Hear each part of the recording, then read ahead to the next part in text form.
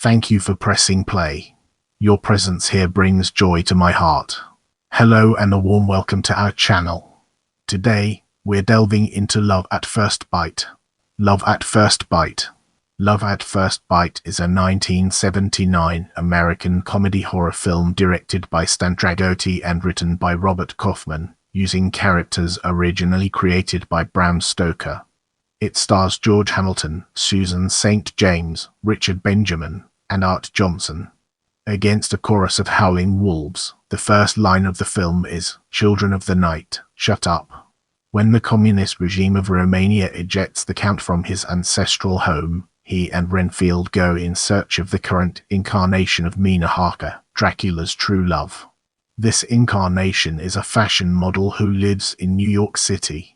Comedy ensues when the incurably romantic Count finds it difficult to adjust to life in the Big Apple in the late years, but true love triumphs in the end. The original music score was composed by Charles Bernstein. The film's tagline is, "Your favorite pain in the neck is about to bite your funny bone." An earlier version of the script by director Richard Rush was titled Dracula Sucks Again. Brace yourself for a captivating discussion on plot as we explore its nuances and implications. The infamous vampire Count Dracula is expelled from his castle by the communist government of Romania, which plans to convert it into a training facility for gymnasts, including Nadia Comaneci. The world-weary Count travels to New York City with his bug-eating manservant, Renfield, and establishes himself in a hotel, only after an airport transport mix-up accidentally sends his coffin to be the centerpiece at a funeral in a black church in Harlem. While Dracula learns that late as America contains such wonders as blood banks, sex clubs, and discotheques, the Count also proceeds to suffer the general ego-crushing that comes from life in the Big Apple, after he romantically pursues flaky fashion model Cindy Sondheim. He has admired her from afar, believing her to be the current reincarnation of his true love Mina Harker.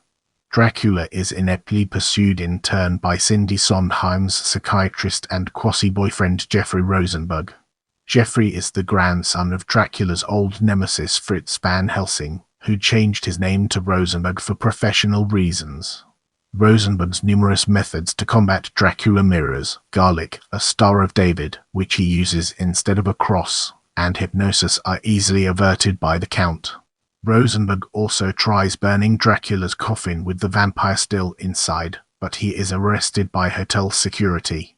Subsequently, he tries to shoot Dracula with 3 silver bullets, but the Count remains unscathed, patiently explaining that this works only on werewolves.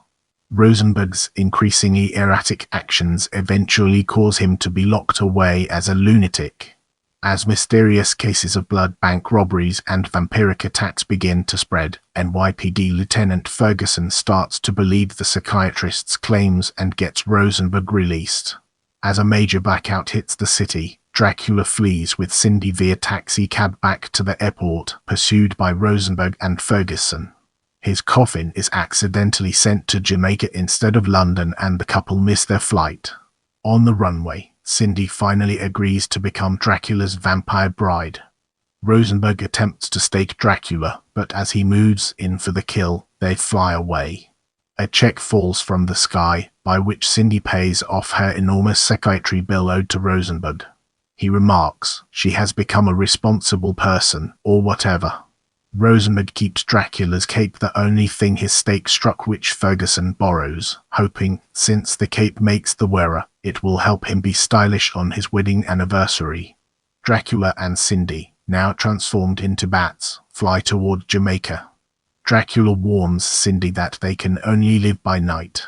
"That's all right with me," she replies. "I could never really get my act together before 7 anyway." In the upcoming portion, we'll be dissecting Cast to gain a comprehensive understanding of its implications. George Hamilton as Count Vladimir Dracula, Susan St. James as Cindy Sondheim, Richard Benjamin as Dr. Jeffrey Rosenberg, Van Helsing, Dick Shawn as Lieutenant Ferguson, NYPD Arte Johnson as Renfield, Ronnie Skell as Guy in Elevator, Isabel Sanford as Judge R. Thomas Sherman Hemsey as Reverend Mike, Barry Gordon as Flashlight vendor, Bob Basso as TV repairman, Brian O'Byrne as Priest, Ralph Monza as limo driver, Michael Patocki as mobster, Susan Tolsky as model agent. The spotlight now falls on production as we delve deeper into its details. The inspiration for the film came about when George Hamilton met Harold "Sonny" Van Arnhem, and together they met with screenwriter Robert Kaufman and agreed to produce the film with poolside impressions of Bela Lugosi, and thoughts turned to what would happen if Dracula lived in modern New York City. Sonny Van Arnhem contracted directly with Kaufman to write a script based on the combined thoughts from George, Bob, and Sonny. Van Arnhem paid Robert Kaufman $25,000 to write the script. The initial script was titled Dracula Sucks Again and was owned exclusively by Van Arnhem until it was sold to Mel Simon, who agreed to finance the film production and later acquired by Melvin Simon, a shopping mall entrepreneur with an interest in films. Director Stan Dragoti became attached to the project through Peter Sellers, an acquaintance of Kaufman. In the upcoming section, we'll be dissecting release and exploring its intricate connections to our topic.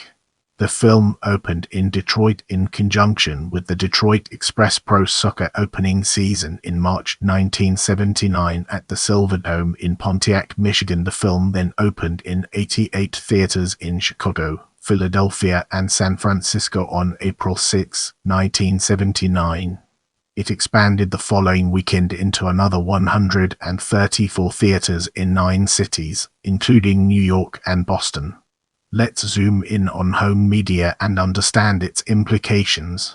The film was first released on VHS in 1981 by Warner Home Video, again on June 16, 1993 from Warner Home Video, and finally on DVD, July 12, 2005, from MGM. On the later VHS and DVD releases, the song played during the disco scene, I Love the Nightlife by Alicia Bridges, was removed and replaced with a different song, Shout. Factory released the film in February 2015 on Blu-ray disc with the original disco song by Bridges intact as a double feature with Once Bitten 1985, the audio enhanced to 5.1 surround sound on both features. Prepare yourself for an eye-opening discussion on reception in the upcoming portion of this video. The film was a financial success, grossing $2,136,923 in its first 10 days. It went on to gross $44 million against a $3 million budget and ranking at number 13 on a list of the top grossing films of 1979, or rentals of $20.60 million. It was Abe's highest grossing film until the release of the Amityville Horror later in the year. It was one of the highest grossing independent films for many years. Critical reviews at the time were mixed, however. Love at First Bite has a 70% fresh rating at the film review aggregator website Rotten Tomatoes, based on 23 reviews with the site's consensus reading. Love at First Bite could use some more warm-blooded barbs to liven up its undead comedy, but George Hamilton's campy charisma gives the Prince of Darkness some welcome pizzazz. Janet Maslin of the New York Times described Love as coarse, delightful little movie with a bang-up cast and no pretensions at all, while Dave Kehr lamented the film's hodgepodge of flat one-liners and graceless slapstick. Variety noted a tendency to lurch from joke to joke and observed that the story may be silly, but Hamilton makes it work. In the first place, he's funny just to watch. Gene Siskel of the Chicago Tribune gave the film 0 stars out of 4, writing that Hamilton has no idea how to play comedy and gave a smug performance in a film full of tired jokes and some of the most cruel racial stereotyping you'll ever see. Charles Champlin of the Los Angeles Times wrote, "It is not quite the coupling of the decade, and Miss Street James, although sympathetic, looks occasionally distracted, as if she were expecting a phone call at any minute." But Hamilton, baying children of the night, short up at the baying wolves outside, has all the energy the movie needs. His characterization, grandly sweeping, sincere, preposterous but solemn, is just right. Gary Arnold of the Washington Post suggested that the film was evidently contrived by Funnyman, who started to run short of gags right after thinking up the title, also observing that Susan St. James doesn't even seem to be trying and that Hamilton does an acceptable vocal impression of Bela Lugosi, but the act may have been more amusing when he was just doing it for friends. Tom Milne of the monthly Film Bulletin compared the film to the work of Mel Brooks and opined that it had fewer belly laughs than Young Frankenstein but was more consistent in its humor, partly because it pays more attention to character, but chiefly because it adheres to its aim of producing a comedic Dracula rather than a comical one. In this part of the video, we'll be delving deeper into sequel and analyzing its key components. Hamilton purchased the film's copyright from Melvin Simon Productions and has been very eager to make a sequel.